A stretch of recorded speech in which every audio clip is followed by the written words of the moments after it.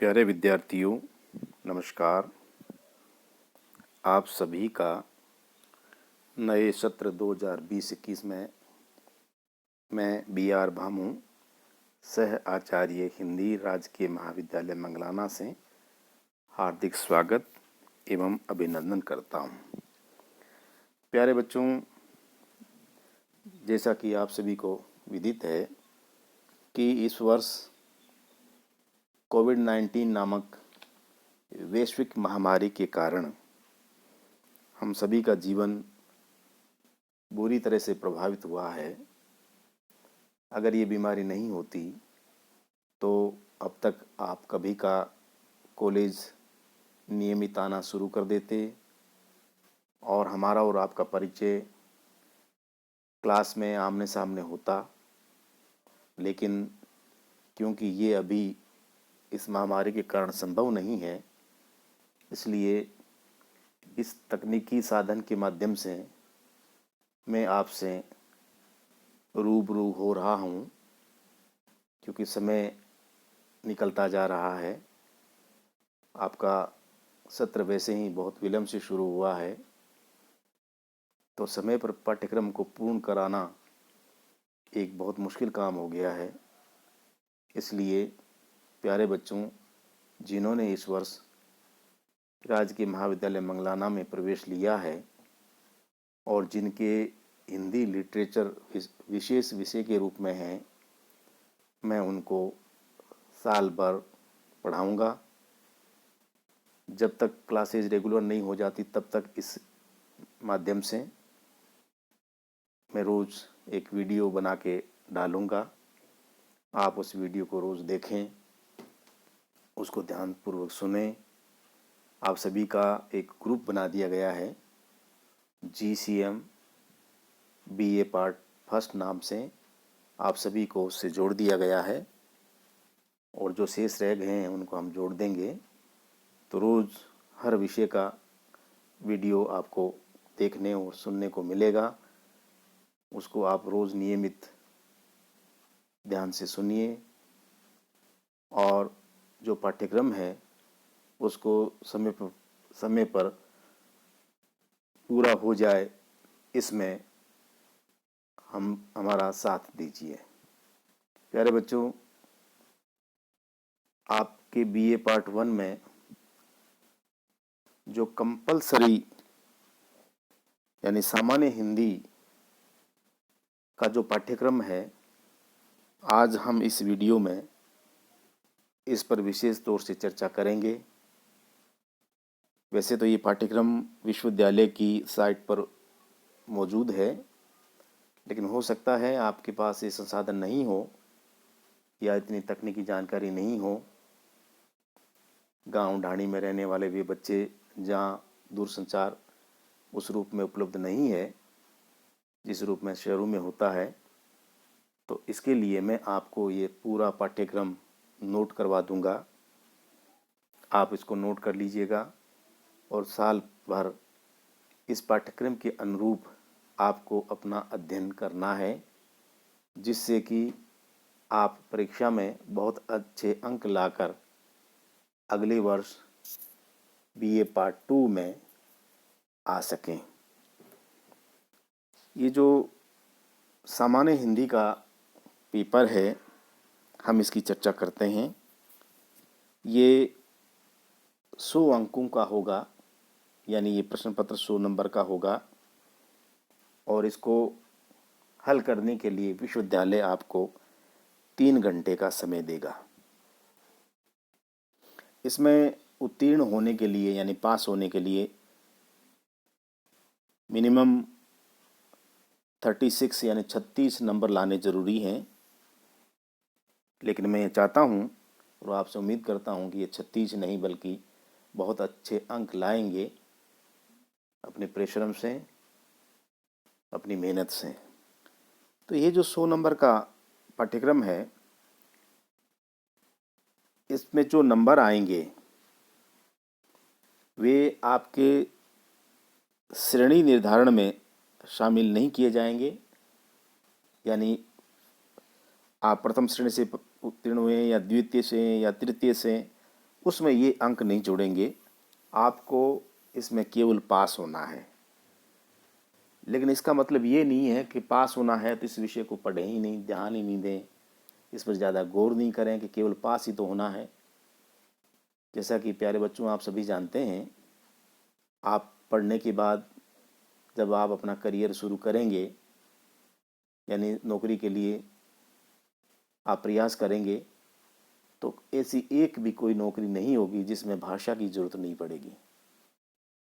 बिना भाषा के तो कोई कार्य सिद्ध हो ही नहीं सकता। तो इसलिए इसको खास तौर से इस पेपर को पढ़ना है, और इस पेपर पर अगर आपकी पकड़ अच्छी हो जाएगी तो बीए करने के बाद आप जिस किसी भी सर्विस में जाना चाहेंगे उसमें कम से कम सामान्य हिंदी के लिए अलग से आपको किसी कोचिंग की ज़रूरत नहीं पड़ेगी। जैसा कि आजकल एक ट्रेंड हो गया कि हर बच्चा किसी न किसी कोचिंग सेंटर पे जाके पढ़ता है ताकि कोचिंग करके नौकरी लग सकूं। ये कोचिंग आप इन 3 वर्षों में नियमित अध्ययन करते हुए स्वतः ही पा सकते हैं। तो इस नज़रिए से इस सामान्य हिंदी के प्रश्न पत्र को बहुत अधिक महत्व देते हुए आपको पढ़ना है, केवल पास होने के उद्देश्य से नहीं। ये जो 100 नंबर का पेपर है, इसमें अंकों का जो विभाजन है भाई कितने अंक का कौन सा सवाल किस रूप में आएगा, थोड़ा सा इस पर विचार कर लेते हैं हम लोग। इसके 2 भाग होंगे, ए भाग और ब भाग। तो ए भाग में गद्य संकलन और पद्य संकलन नाम की 2 जो पाठ्य पुस्तकें हैं उससे संबंधित 2 प्रश्न होंगे 25-25 नंबर के, यानी ये दोनों किताबें जो है वो 25-25 नंबर की होगी। 50 नंबर के सवाल गद्य संकलन और पद्य संकलन से ही पूछे जाएंगे। अब ये जो 50 नंबर हैं, इसमें से नंबर कैसे पूछे जाएंगे? एक प्रश्न व्याख्याओं से संबंधित आएगा, यानी गद्य संकलन और पद्य संकलन में जो गद्य और पद्य की रचनाएं हैं उनकी व्याख्याओं से संबंधित एक प्रश्न पूछा जाएगा जो 20 नंबर का होगा। यानी दोनों में से 10-10 नंबर की 2 व्याख्याएं आएंगी, 10 और 10 20 नंबर, तो 20 नंबर व्याख्याओं के हो गए। उसके बाद 2 जो प्रश्न हैं वो 15-15 नंबर के पूछे जाएंगे, और ये दोनों पाठ्य पुस्तकों से संबंधित होंगे। पाठ्य पुस्तकों में जिन रचनाकारों की जो रचनाएं संकलित हैं उनसे संबंधित प्रश्न पूछे जाएंगे, और प्रत्येक प्रश्न के लिए 15 अंक होगा। यानी 15-15 30 और 10-10 20, 20 से 30 50। ये 50 नंबर के सवाल आपको इन 2 पाठ्य पुस्तकों से ही पूछे जाएंगे। इसलिए आपको क्या करना है, सबसे पहले आप मार्केट जा कर के ये दोनों पाठ्य पुस्तकें अनिवार्य रूप से आप खरीद लें। गद्य संकलन और पद्य संकलन हर बुक सेलर के पास उपलब्ध हैं, आप तुरंत खरीद लें और इसको पढ़ना शुरू कर दें, क्योंकि सबसे ज़्यादा नंबर जो है इन 2 पाठ्य पुस्तकों से ही पूछे जाएंगे। इसका जो ब भाग है, भाग ब, ये पूरा व्याकरण से संबंधित है। व्याकरण से संबंधित जो सवाल पूछे जाएंगे वो किस प्रकार के होंगे, इस पर हम लोग बातचीत करते हैं। इसमें पहला सवाल होगा शब्द शुद्धि से, और इसके लिए 5 नंबर निर्धारित किए हैं विश्वविद्यालय ने। यानी कुछ ऐसे शब्द आपको प्रश्न पत्र मिलेंगे जिनकी वर्तनी अशुद्ध होगी, यानी उनकी स्पेलिंग सही नहीं होंगी, उनको आपको शुद्ध करके लिखना है। 5 नंबर इसके लिए मिलेंगे आपको। दूसरा जो है वो है वाक्य शुद्धि का एक प्रश्न आएगा 5 नंबर का, यानी वाक्य अशुद्ध लिखा हुआ होगा, उस वाक्य को व्याकरणिक दृष्टि से शुद्ध करके लिखना होगा।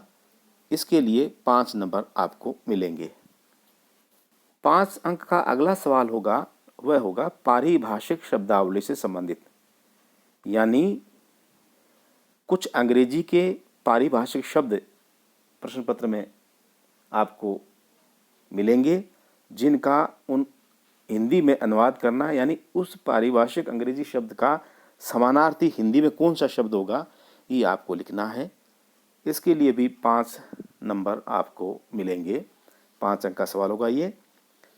चौथा जो प्रश्न होगा वो होगा संक्षेपण से संबंधित, यानी गद्यांश दिया हुआ होगा, उस गद्यांश का संक्षेपण करना है, यानी छोटा रूप, लघु रूप तैयार करना होगा, और इसके लिए भी 5 अंक होंगे। ये सारी चीज़ें आप 12वीं तक यानी 12 तक पढ़ चुके होंगे, शब्द शुद्धि, वाक्य शुद्धि, पारिभाषिक शब्दावली, लेकिन उनका थोड़ा सा परिवर्धित रूप जो है वो आप इस वर्ष पढ़ेंगे फर्स्ट ईयर में। संक्षेपण के लिए 5 अंक है। संक्षेपण का उल्टा होता है पल्लवन, यानी कोई सूक्ति या कविता की कोई पंक्ति या कोई लोकोक्ति दी हुई होगी और उसका विस्तार करके लिखना है। इसके लिए 5 नंबर निर्धारित किए विश्वविद्यालय ने।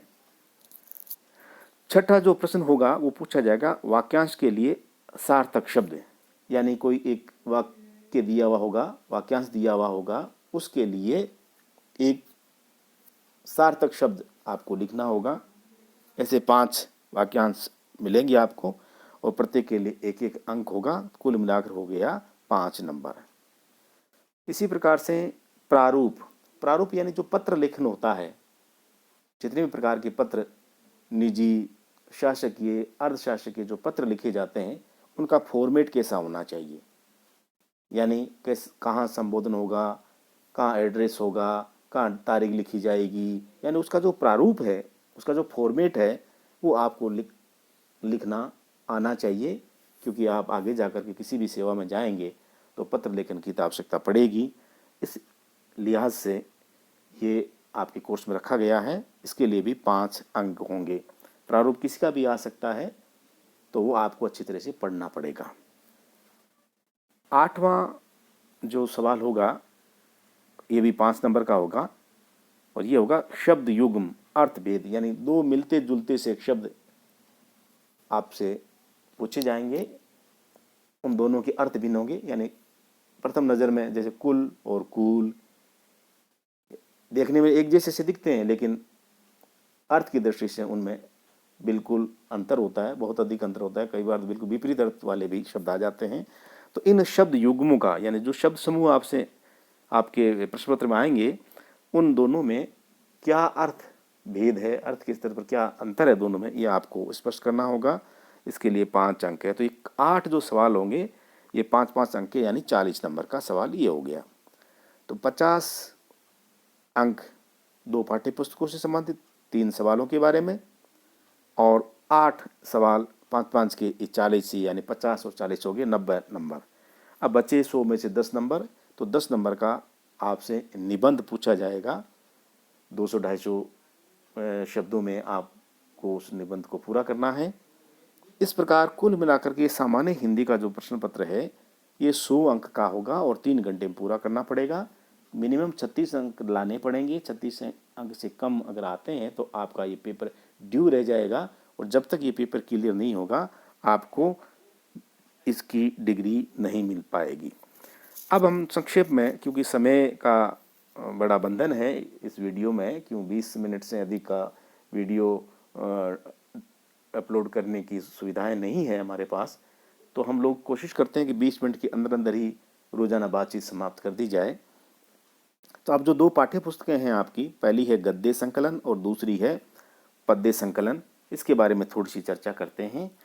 ये जो गद्य संकलन है, इस गद्य संकलन में गद्य की जो विभिन्न विधाएं होती है, उन विधाओं से आपका परिचय कराया जाएगा।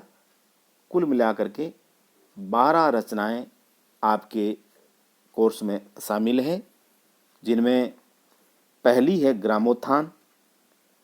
ये नानाजी देशमुख के द्वारा लिखा गया है। दीनदयाल शोध संस्थान चित्रकूट से प्रकाशित हुआ था। ग्रामोत्थान नाम का जो आलेख है वो आप पढ़ेंगे।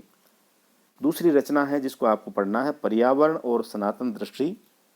ये बीकानेर के रचनाकार हैं छगन मेहता। इनका एक निबंध है जिसमें पर्यावरण के बारे में जो भारतीय सनातन दृष्टि है और ख़ास तौर से राजस्थानियों का पर्यावरण के प्रति क्या नज़रिया रहा है उसके ऊपर विचार किया है इन्होंने। बड़े सुंदर रचना है, आप इसको पढ़ेंगे।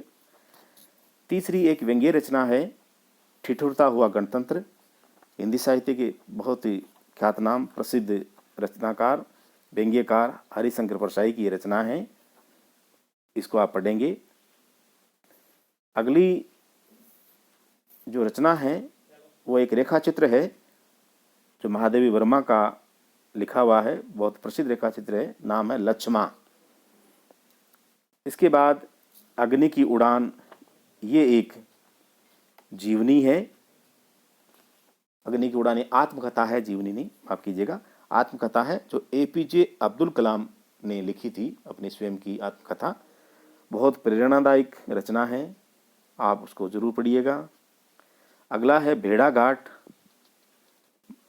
मार्बल रॉक्स और धुआंधार, ये अमृतलाल हेगड़ का एक यात्रा वृतांत है, इसको आप पढ़ेंगे। इसके बाद एक एकांकी है जो इस वर्ष आपके कोर्स में रखी गई है, उसका नाम है आवाज़ का नीलाम और इसके रचनाकार है हिंदी साहित्य के प्रसिद्ध साहित्यकार धर्मवीर भारती, इसको आपको पढ़ना है। उसके बाद अगली रचना है वह सावचेती विजयदान देथा, जो राजस्थान के बहुत बड़े ख्यातनाम रचनाकार हुए हैं। बोनुदा नामक स्थान पर इनका जन्म हुआ था, आप सभी जानते हैं विजयदान जी देथा को। उनकी रचना है सावचेती, इसको आपको पढ़ना है। 9वीं रचना है हिंदी भाषा और उसकी विरासत, ये डॉक्टर विद्यानिवास मिश्र का एक ललित निबंध है, इसको आप पढ़ेंगे। 10वीं रचना है सुसंग कुसंग, सीताराम महर्षि की रचना है, इसको पढ़ना है। 11वां है ये है प्रोफेसर शशांक, डॉक्टर विष्णुकांत शास्त्री की एक रचना है, ये आपके कोर्स में रखी गई है। और 12वीं और अंतिम रचना है गद्य संकलन की तुलसी के काव्य में कुराज और सुराज, प्रोफेसर सूर्य प्रसाद दीक्षित की ये रचना है, जिसको आप इस वर्ष पढ़ेंगे। जहाँ तक प्रश्न है पद्य संकलन का, इस पद्य संकलन में कुल मिलाकर के 8 रचनाएं हैं, जिसको इस वर्ष आप पढ़ेंगे। गंगावतरण पहली रचना है भारतेंदु हरिश्चंद्र जी की। गोवर्धन धारण अयोध्या सिंह उपाध्याय हरिवोद की है, यह आप पढ़ेंगे। तीसरी रचना है भारत वंदना मैत्रीशरण गुप्त की। चौथी है समर शेष है रामधारी सिंह दिनकर जी की।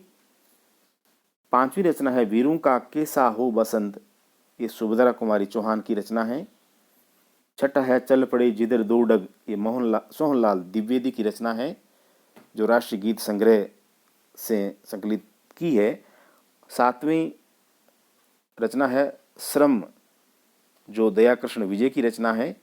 और 8वीं और अंतिम रचना जो इस वर्ष आप पद्य साहित्य में पढ़ेंगे हिंदी साहित्य के सामान्य हिंदी के पाठ्यक्रम में, वो है भारती की साधना और इसकी रचनाकार है इंदु शेखर तत्पुरुष। तो प्यारे बच्चों, आज हमने इस वीडियो के माध्यम से बीए पार्ट प्रथम में हिंदी साहित्य, क्षमा कीजिएगा, सामान्य हिंदी यानी जनरल हिंदी में जो पाठ्यक्रम है जिसको इस वर्ष आपको पढ़ना है, उसके बारे में हमने संक्षेप में चर्चा की। आप लोग जितना जल्दी हो सके अपने पाठ्य पुस्तकों को अति शीघ्र ही खरीद लें। पद्य संकलन, गद्य संकलन, और कल मैं आपको हिंदी लिटरेचर में जो 2 पेपर होते हैं प्रथम और द्वितीय, उनके पाठ्यक्रम के बारे में विस्तार से बताऊंगा। कल हम फिर मिलेंगे एक नए वीडियो के साथ, तब तक नमस्कार।